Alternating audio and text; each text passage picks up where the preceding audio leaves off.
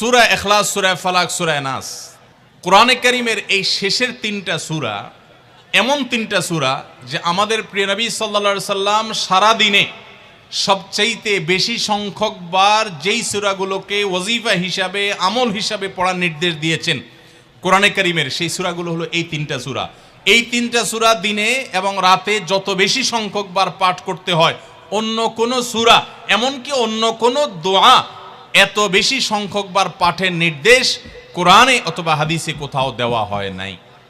তাহলে এই তিনটা সূরার মর্যাদা, এর কি মর্তবা, এর কি বৈশিষ্ট্য, এর কি মাহাত্ম্য আছে সেটা বুঝবার জন্য আর কিছুর প্রয়োজন নাই। এই একটি কথা যথেষ্ট যে দিন এবং রাত 24 ঘন্টার ভেতরে কোরআনে কারীমের এই শেষ তিনটা সূরা, সূরা ইখলাস, সূরা ফালাক, সূরা নাস, এগুলোকে যত বেশি সংখ্যক বার নবী সাল্লাল্লাহু আলাইহি সাল্লাম পড়ার নির্দেশ দিয়েছেন, তিনি নিজে পাঠ করতেন, এত বেশি সংখ্যক বার অন্য আর কোনো দোয়া, আর কোনো সূরা, আর কোনো আয়াত, আর কোনো কিছু পাঠ করার নির্দেশ আমাদেরকে কোরআন হাদিস দেয় নাই। এখান থেকে এই তিনটার সূরা যে আল্লাহর কাছে কত গুরুত্বপূর্ণ, নবী সাল্লাল্লাহু আলাইহি সাল্লামের কাছে কত গুরুত্বপূর্ণ যে রিপিটেডলি এত বেশি সংখ্যক বার পাঠ করার নির্দেশ দেওয়া হয়েছে, এটা পরিষ্কারভাবে বোঝা যায় কি যায় না বলেন?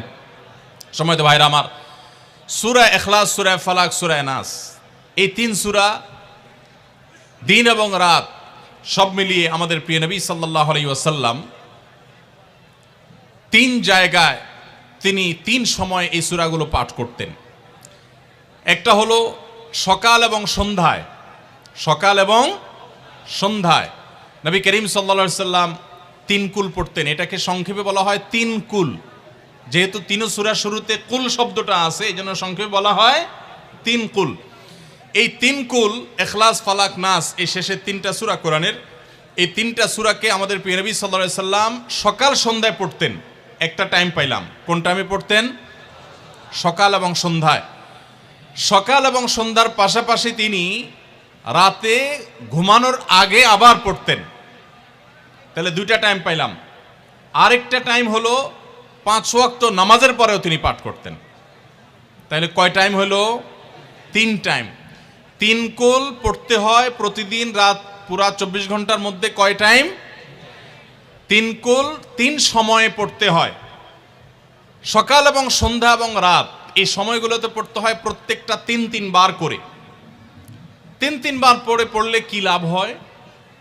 নবী করিম সাল্লাল্লাহু আলাইহি সাল্লামের পরিষ্কার হাদিস রয়েছে, যদি কেউ সকালে 3 কুল 3 বার করে পাঠ করে, সূরা ইখলাস 3 বার, সূরা ফালাক 3 বার, সূরা নাস 3 বার যদি কেউ পাঠ করে, সন্ধ্যার আগ পর্যন্ত সারা দিনের জন্য ওই পাঠকারী ব্যক্তি আল্লাহ তাআলার জিম্মায়, আল্লাহর হেফাজতে, আল্লাহর নিরাপত্তায় সে চলে যায়।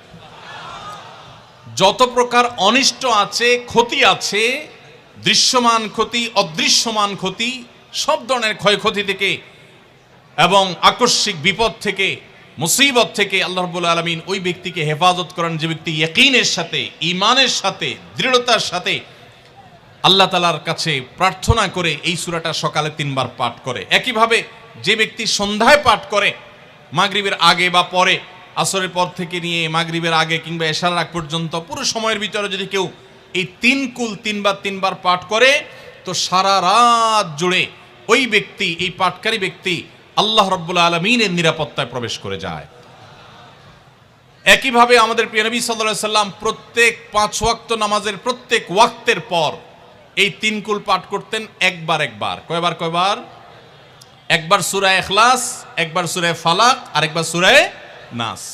তাইলে মোট দিন এবং রাতে কয় জায়গায়, কয় টাইমে এই সূরাগুলো পাঠ করতে হয়? 3 টাইম। একটা হলো সকাল সন্ধ্যায়, আরেকটা হলো রাতে শোয়ার আগে, আরেকটা হলো 5 ওয়াক্ত নামাজের, 5 ওয়াক্ত নামাজের পরে একবার করে, একবার সূরা ইখলাস, একবার সূরা ফালাক, একবার সূরা নাস। ফজরের পরে, আবার যোহরের পরে, আবার আসরের পরে, আবার মাগরিবের পরে, আবার এশারের পরে।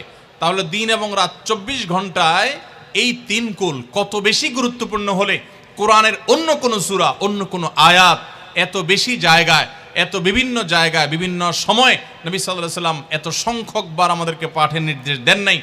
এখান থেকে বোঝা যায় এই সূরাগুলো কত গুরুত্বপূর্ণ, কত প্রয়োজনীয় এবং কত ফজিলত এবং মর্যাদাপূর্ণ। ভাইরা আমার, দিন এবং রাত 24 ঘন্টার ভিতরে 3 সময়ে এই সূরাগুলো মোট কতবার পাঠ করা হয়? আসুন আমরা হিসাব করি। সকাল, সন্ধ্যা এবং রাতে 3 বার করে যদি পাঠ করা হয়, তাহলে কয়বার হলো? 9 বার করে। সকালে 3 বার, সন্ধ্যায় 3 বার, রাতে 3 বার, তাহলে মোট কয়বার হলো? 9 বার। আর 5 ওয়াক্ত নামাজের পরে 5 বার, কয়বার হলো? 9 আর 5 কত? 14। সূরা ইখলাস দিনে কয়বার পড়তে হয়? কমপক্ষে 14 বার পাঠ করা সুন্নাহ। সূরা ফালাক দিনে 14 বার পাঠ করা সুন্নাহ। সূরা নাস দিনে 14 বার পাঠ করা, এটা সুন্নাত নবী সাল্লাল্লাহু আলাইহি সাল্লামের। এই আমলটা আমরা অনেকে জীবনে আজকে প্রথম শুনেছি, অনেকে হয়তো আগে থেকে জানি। আমি এই ফজিলত এবং মর্যাদার কথা যে বললাম, আল্লাহ নবী সাল্লাল্লাহু আলাইহি সাল্লাম যে বলেছেন সকালে পড়লে সারাদিন, সন্ধ্যা পড়লে সারা রাত, রাতে শোয়ার সময় পড়লে, বিশেষ করে রাতে মানুষ ঘুমন্ত অবস্থায় নানা রকমের ক্ষয়ক্ষতির আশঙ্কা থাকে, এই সব ধরনের ক্ষয়ক্ষতি থেকে আল্লাহর নিরাপত্তা এসে চলে আসে। আল্লাহ তার হেফাজতে জিম্মাদারি নিয়ে নেন, দায়িত্বশীল হয়ে যান, সব কিছু থেকে যথেষ্ট, সব কিছু থেকে আল্লাহ তাআলা তাকে নিরাপদ করে দেন। এই বিশ্বাস, এই ইয়াকিন নবী সাল্লাল্লাহু আলাইহি সাল্লামের কথার প্রতি আমাদের আছে না নাই? তাহলে এই সূরাগুলো আমরা আজ থেকে আমল করব তো ইনশাআল্লাহ।